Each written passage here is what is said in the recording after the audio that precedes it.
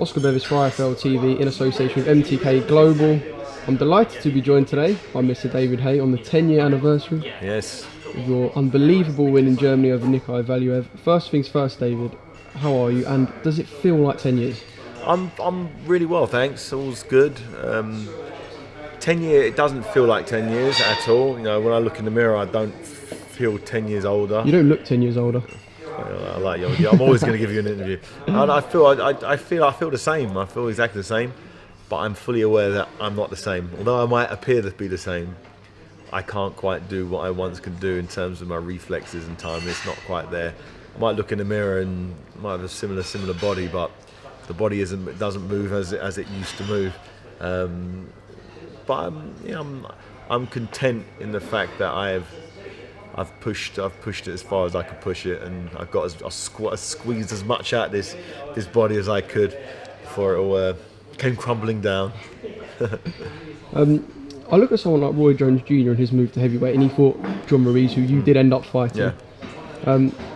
But your first fight for a heavyweight title was against Nikolai Valuev. Now, one thing No, I remember, it wasn't my first fight. I had two fights. I fought a guy right before I fought Jean-Marc Mormac. I fought a guy called Thomas Bonin, who was 5-1 or something. I had a really good record, and I knocked him out in one round.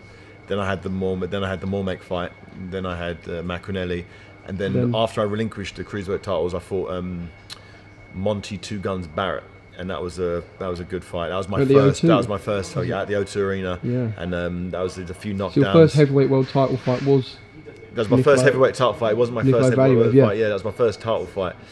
But so for your first world title fight, you jumped in with the biggest ever heavyweight champion. So does that sort of cement your legacy even more?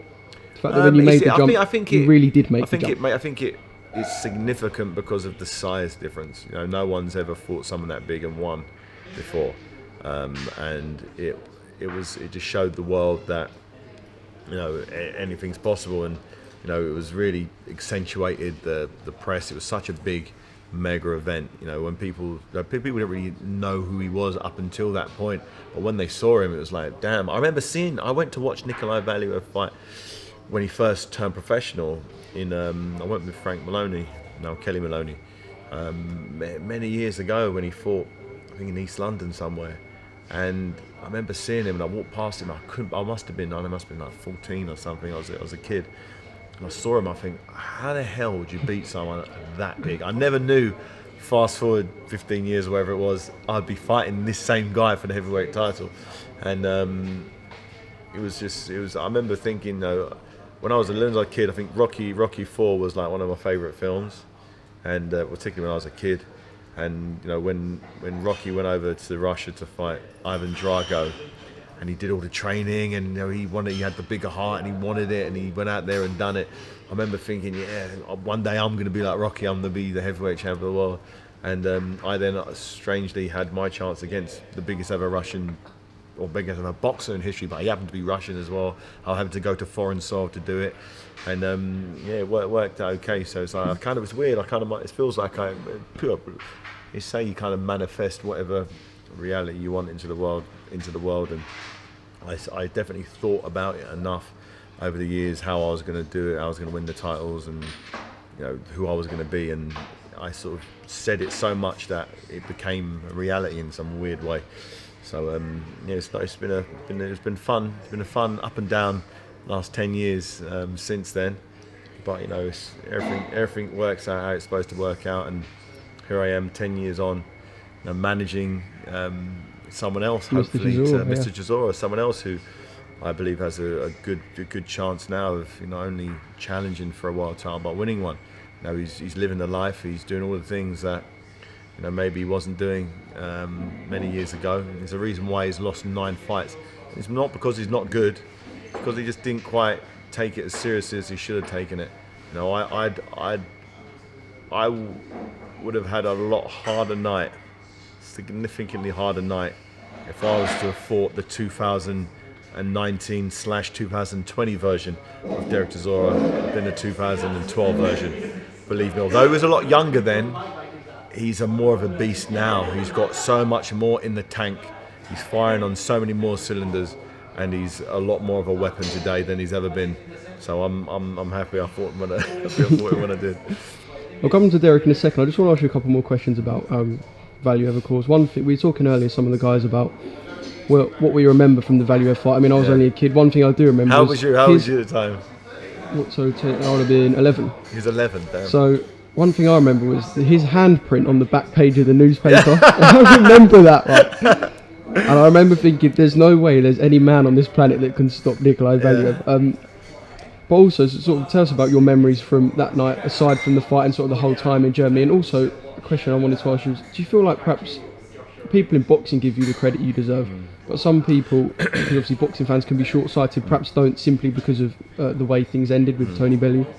No, I think the real boxing fans understand that, you know, Roy Jones was one of the greatest ever boxers to ever do it. You can't judge Roy Jones on his losses to Enzo Maccarinelli and Danny Green and, you know, Tony Ottava. You can't really. That wasn't Roy Jones. The same way you can't judge Ali on his fights against Trevor Berbick. You know, you think that, although technically it was that Trevor Berbick beat Ali, when all's said and done, there's one fighter that we'll remembered, and there's one fighter not as much.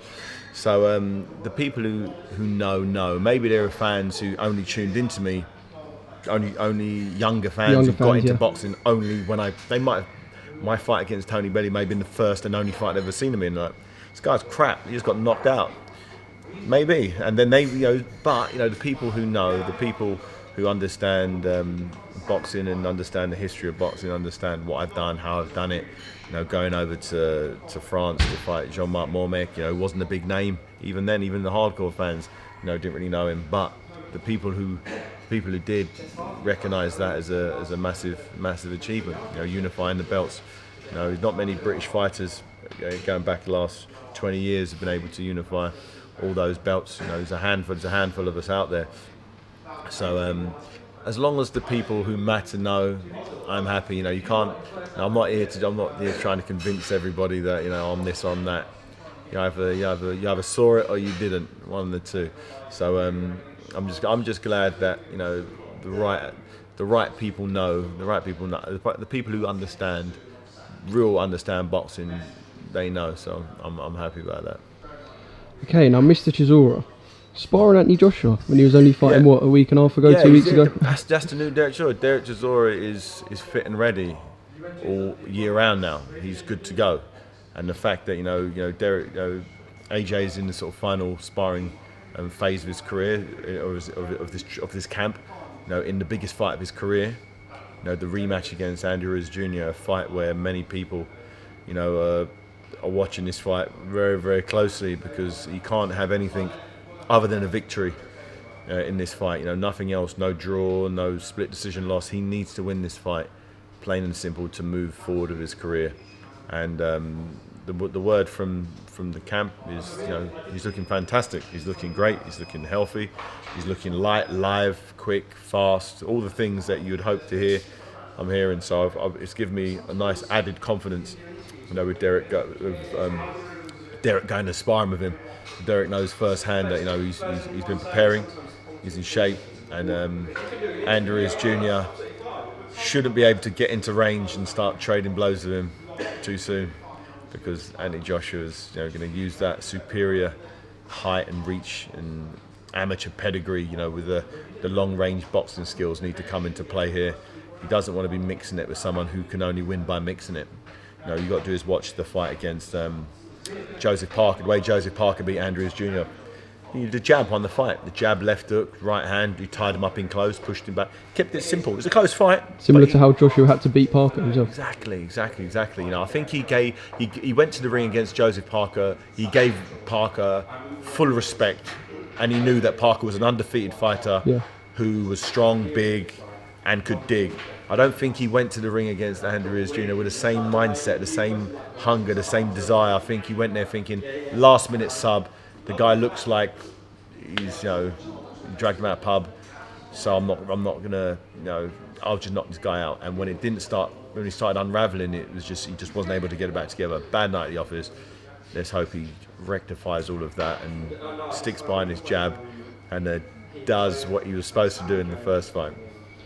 and if he does, he'll have to either vacate the WBO or IBF belt. Yeah. We were just talking earlier when we was eating them. And you think that he will choose Pulev as the IBF mandatory, which leaves the WBO. And if it all falls into place, long story short, Chisora Usyk could be a war.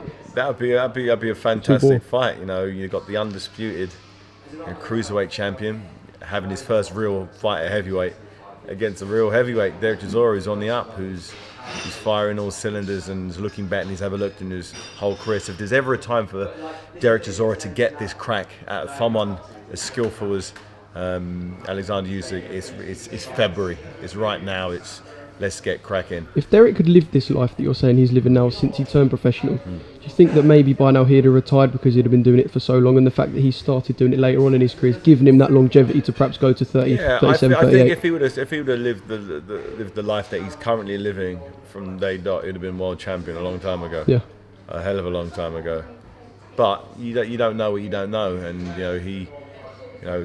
he's fortunate that he's in a position where he's 35 and he's still got plenty of miles on the clock to go. He's still, his body's looking better. He's fitter than he's ever been before. Cardiovascularly, he's doing things he's never done. He's significantly fitter, faster, stronger today than he was a year ago when he fought Dillian Whyte. Significantly fitter, significantly stronger, faster. He's more together. He's making so few mistakes compared to then. He's not getting caught with the jab. He's doing all of the things that you would hope he would do as he improves, and it's an exciting time for Dereck Chisora. It really is. He's at the cusp of doing something unthinkable. Can you imagine Dereck Chisora becoming the WBO heavyweight champion of the world? Can you imagine? I can. I can see it. Yeah, not many people can. I can. But can you imagine if he just sticks? There's a clear route. There's a clear route. You can see it. People can see it. There's a finishing line. I think he can see that finishing line. And if he goes out there and just puts it on Alexander Usyk from the first bell to round 12, can Usyk go into that deep water? Can he mix it with the big boys? He's mixed it with guys who weigh 14 stone 4, who weigh 90 kilos. How about somebody who weighs 115 kilos? It's a big difference. It's a massive, massive difference. So can he do it? I don't know. It's never been seen before. He hasn't fought anyone of that particular style. He's used to find big amateurs who are big, strong, upright amateurs. How about someone who's low centre of gravity, just bigger and stronger, wants to get inside, rough him up inside?